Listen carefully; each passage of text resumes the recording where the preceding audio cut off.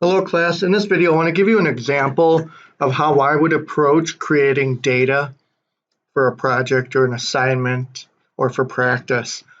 So I found this research, and typically if you're a business student, this really isn't your ball of wax looking at these things. But if you're a BI student, eventually you're going to start recognizing these things as useful because there's R squared. Um, this is a data flow diagram, a decision tree, if you will, etc. But it's not your cup of tea, right? You weren't born understanding these things. You weren't born valuing them in the way that they're presented. So I've got a data set here about beverage consumption of college students, factors that influence their choices. And this came across my desk, so to speak, because I Googled factors that influence beverage decisions. And so it gave me this article, and I was like, oh, I'll click on it. And there it is right there, highlighted for me right there beautifully. Research has established certain factors that influence beverage choice, including age, gender, socioeconomic status, so that's economics and social status, body weight, taste, lactose intolerance, and self-confidence. So from that, I can start thinking of variables to create in my fictitious data set. I can easily do age and gender, body weight. I'd have to figure out, do I want it in pounds? Um, do I want taste preferences towards, different taste levels? So maybe I have to research taste preferences. What are common taste preferences?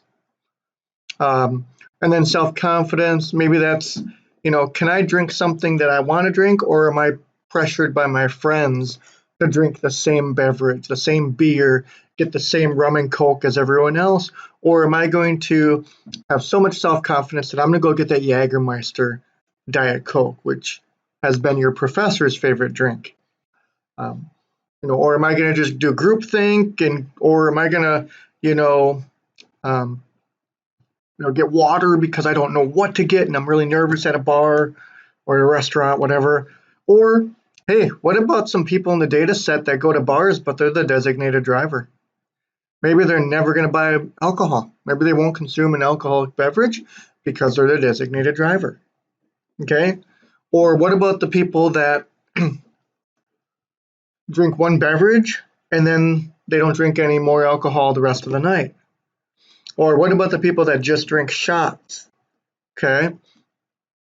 So a lot of variety in the bar scene and building a data set based on bar activity. Or you could scale it back and focus on milk, predicting whether somebody is going to drink milk, yes or no.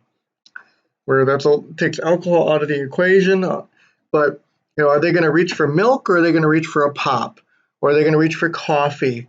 All kinds of different models out there for that. But that's how I would approach it. Right now I'm thinking Microsoft Excel. I'm going to put some columns together for body weight, test preference, lactose intolerant, yes or no, self-confidence. On a scale, maybe I could create a scale of 1 to 10, 10 being very self-confident, 0 being not confident at all. Age, gender, male, female, but also maybe not identifying or refusing to answer or reporting non-binary. Those are some things to think about as well. Okay. And so I went and looked at different taste preferences, and I got some information here from the National Institute of Health, which is a very good source. Then I got one from, looks like a blog post, which is not as strong of a source, but you can get the idea: sweet, salty, sour, and bitter. So that could be our taste profile, like person prefers sweet, yes or no, salty, yes or no. But then just keep looking here. 6 profiles: bitter, pungent, astringent, 10 types of taste.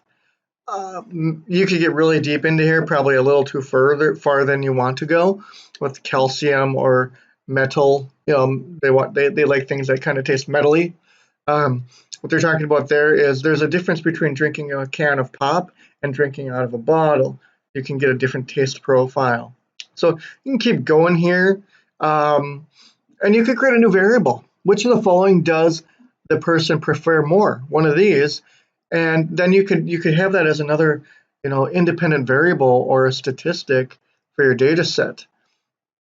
You just keep going here, and suddenly you're going to have a lot of interesting data that you could play off of. So just wanted to give you those as examples here.